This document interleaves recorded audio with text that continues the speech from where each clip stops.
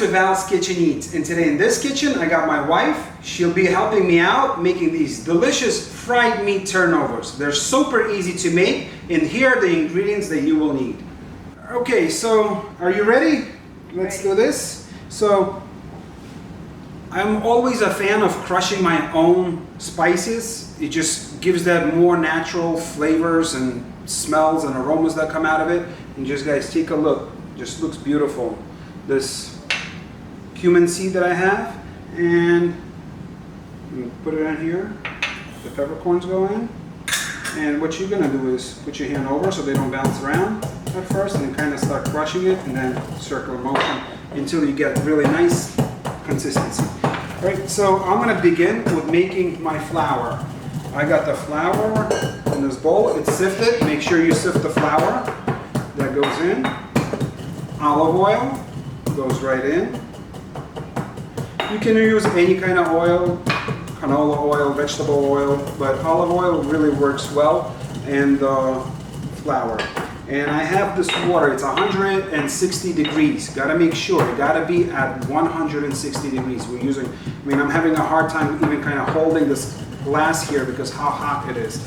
So you just go in, and I'm not gonna put it all, I'm gonna reserve a little bit. And I'm gonna put it on my mixer, and I'm gonna let the mixer do the job for me. If I would not have the mixer, don't give up. You can still use your hands. First you would start, because the water is so hot, you would use a spatula and kind of fold it in and start working it with your hands. But I'm gonna do it this way.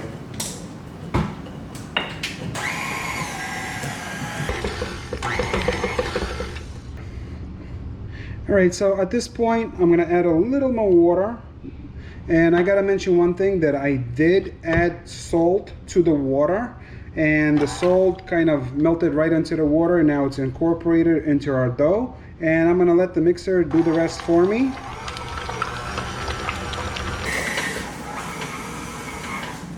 Okay, let's see.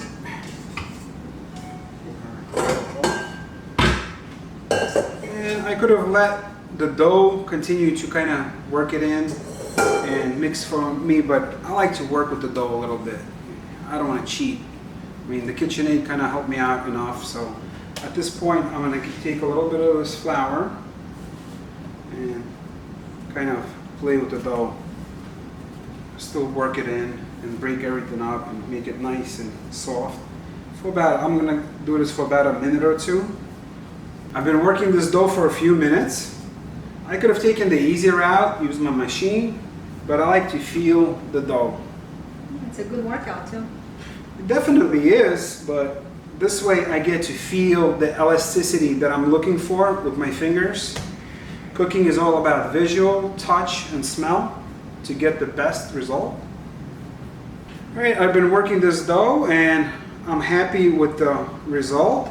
So what you're looking for is, now remember, this dough does not have any yeast in it, but when you press into it, look how it bounces back. Like a sponge. Like a sponge. Okay, so what I'm going to do is, I'm going to put a little flour here on the table. I'm going to roll the dough a little bit in it. And cover it up. And let it sit for 1 hour, undisturbed. My wife has our spice mixture ready. So this is what you're looking for. Got pepper and cumin. Good job, thank you. And it is time for me to work on the meat. Okay guys, I got the meat. It was sitting in our refrigerator. Just make sure your meat is always nice and chilled. That's extremely important because the dough might take you some time to work on. And now it's nice and cool. I'm ready to work on it. One thing I just want to talk about this dish a little bit. It is part of the Caucasus. It is like Central Asia. That's where this recipe comes from. It is the name, the original name, if you Wikipedia it is the chiburek. That's what they call it. And I guess it was made for hundreds of years. So let me just talk about this right here. You can use a box grater, and if you don't have one of these machines that will do the work for you, you can use one of these and just go on this one here. Don't go too fine. I know that sometimes if you go on the fine one, the onion could get a little bitter because of the juice, but if you go on this size, it'll work out fine. So I'm going to use the machine to do that for me. Okay, and what I'm gonna do is just cut them up, throw them in there.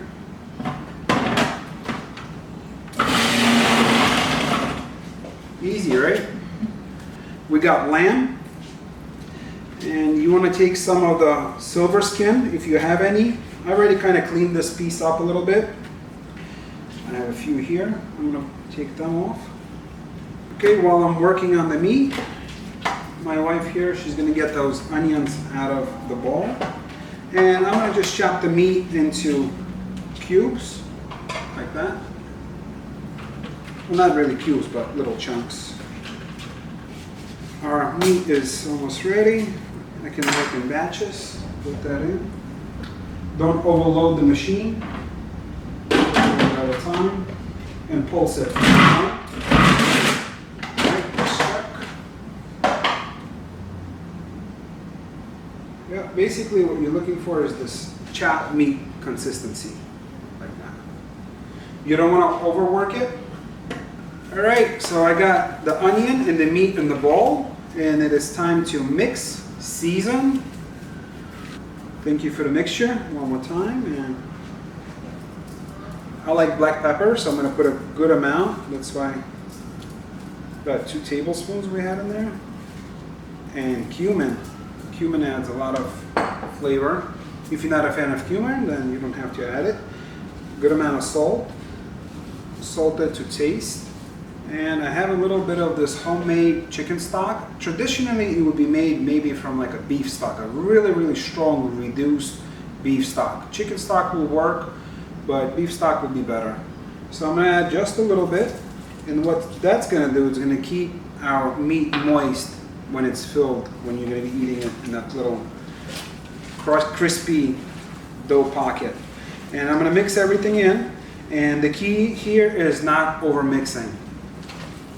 Just get all those ingredients mixed in with the least amount of time as possible, because when you're going to be eating it, you want that meat to kind of separate easily. If you're going to work it too hard or too much, it's going to become more sticky. It's going to stick to each other. So I'm going to continue mixing this, and I'll see you guys in about 20 minutes when the dough is going to be ready for us to work on. See you in a few. We are almost ready to start working on our dough, but before we do, I want to share this little trick with you guys. Take a plate, squish it so it's a smaller little disc. It's not too bulky so it doesn't take long to cook. Put some plastic wrap, make sure it's tight, and pop it in the microwave. Depends how strong your microwave is. I would say maybe for a piece like that, about 1.5 minutes.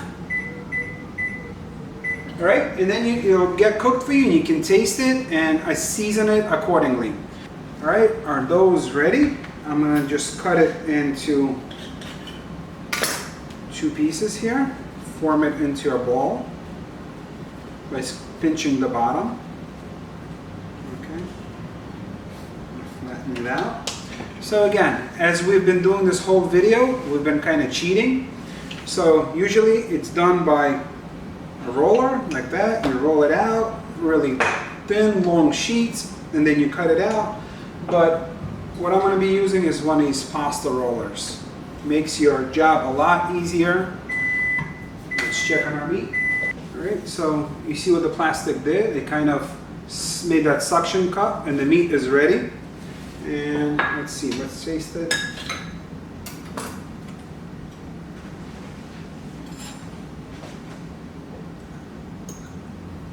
And you see the meat is cooked.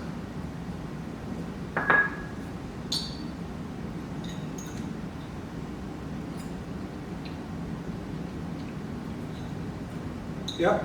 All right, so I rolled my 2 dough balls into this thickness here. I'm going to put some flour on my pasta roller.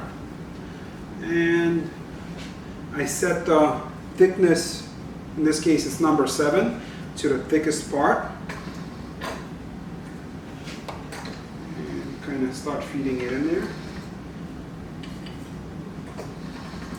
And you can help me by pulling it out. As it comes out, you can kind of stretch it that way.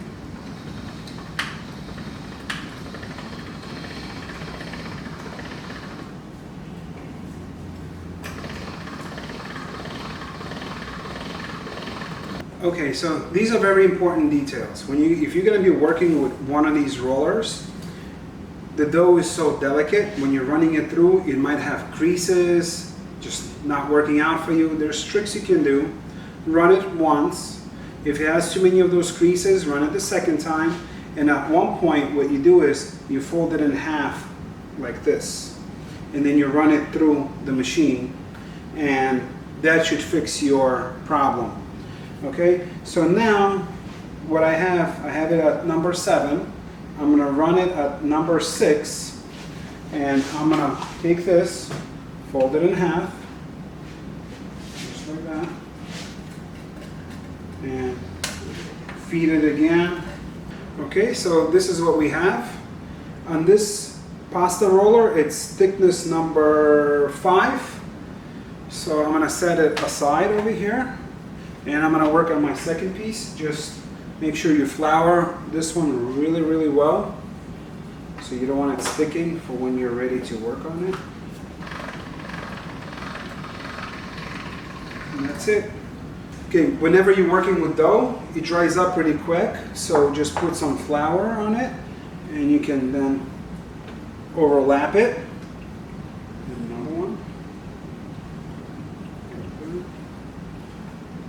And we are going to start working on this piece and cover it with a towel so it stays nice and moist, it's not drying up. Alright guys, so at this point I have my oil heating up. I'm looking for it to be at around 350 degrees, and we are ready to start cutting and filling, shaping our meat turnovers. So I got this ring here, and what you're going to do is cut little rings out. Circles, 1, 4, You set up is good. 5. I'll do the first one and you're gonna do the rest. Alright, so we'll pull this back. Okay guys, so I pulled the dough scraps off. I'm gonna put them aside and I'll show you what we're gonna do. We're not gonna waste them, we're gonna turn them into something really nice. Okay, so let's get into it. Alright, and I got this little scoop here. It's not about filling them with too much meat, it's the balance. So you don't want to have every bite, you just have a little bit of meat and a little bit of the crispy dough that we're going to have. Put it in the middle, flip it over, and start from one end, kind of with your finger, closing it like that. And you're going to leave a little opening on the side right over here, and with your fingers press it down and get as much air, push the air out from that little opening and then close it in. Then I have this little cutter. I have both. You can just do it with a pizza cutter. You can leave it like that. You can use a fork like that, which also looks good. You don't have to really have a cutter like this. Design. And it gives it a nice little touch when it fries up. So we'll leave that one as is.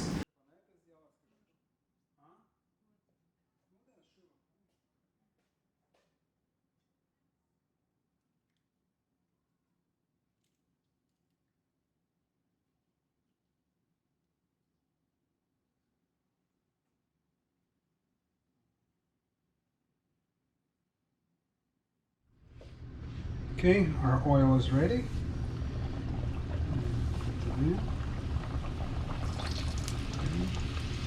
And that's what you're looking for. You're looking for all those little bubbles. That's air pockets. That's what makes it a little crunchy and gives it a nice texture. That's exactly what you're looking for. All those little air pockets. And that's it. And the paper towel.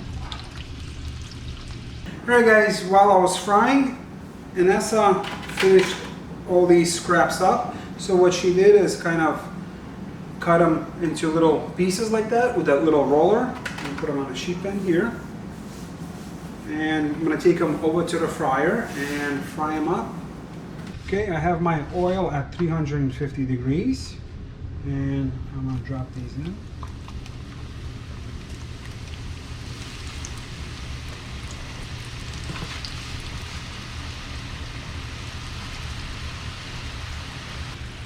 Okay, it's been about a minute and a half to 2 minutes, and they're ready to go into our bowl.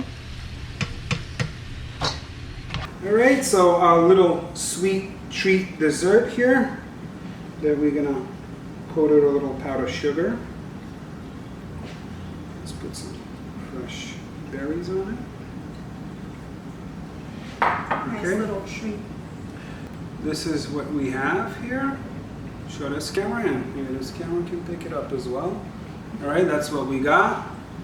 And let's start our tasting with the main dish. All right, so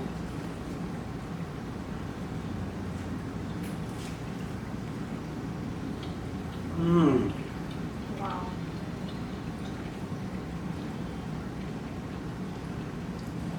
the lamb, the onion, the crispy texture of the dough, the way it bubbles up. It has all those little air pockets that you see right here. They all have that really nice texture. When you bite into it, it's all like kind of crumbling in your mouth. This is delicious. All right, guys, we really enjoyed making this delicious little treat for you guys and share with you what we like to make at home. Thank you for helping me out. I had a lot of fun. My pleasure. All right, guys, please like and subscribe, and we will happily make a lot more videos for you. Aloha.